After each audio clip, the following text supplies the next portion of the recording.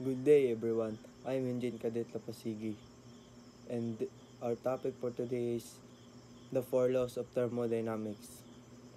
What is thermodynamics? Thermodynamics is the study of energy, heat, and work. It helps us understand how energy moves and changes. There are 4 laws, each explaining different principles. First, zero laws of thermodynamics. If two systems in thermal equilibrium with a third system, they are thermal equilibrium, which is other. So we have the K concept. Defines temperature in thermal equilibrium. What is equilibrium? Equilibrium is referred to a state of balance or stability where opposing force or influence are equals and cancel each other.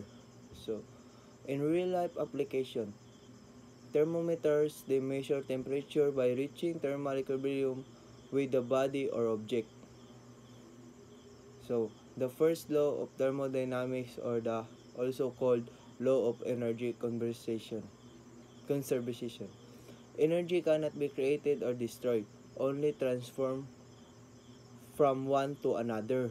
And also we have the formula of internal energy is equals to heat added minus work done by the system. In real life application, car engine convert chemical energy in fuel into mechanical energy for movement.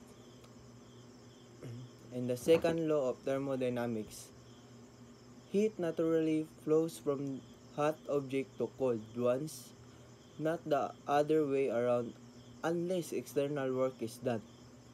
Also introduce the concept of entropy. And we have the K concept of entropy. Disorder always increase in a closed system.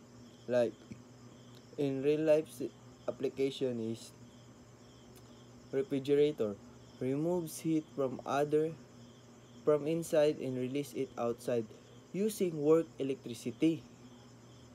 And we proceed to our third law of thermodynamics. As temperature approaches absolutely zero or 0K, the entropy of the perfect crystal approaches zero. And the K concept is impossible to reach absolute zero. In real life application, cryogenic cooling material close to absolute zero for scientific and medical use for engineering materials. That is the third law of thermodynamics. And we go to the conclusion. Thermodynamics law govern everything from cooking to climate.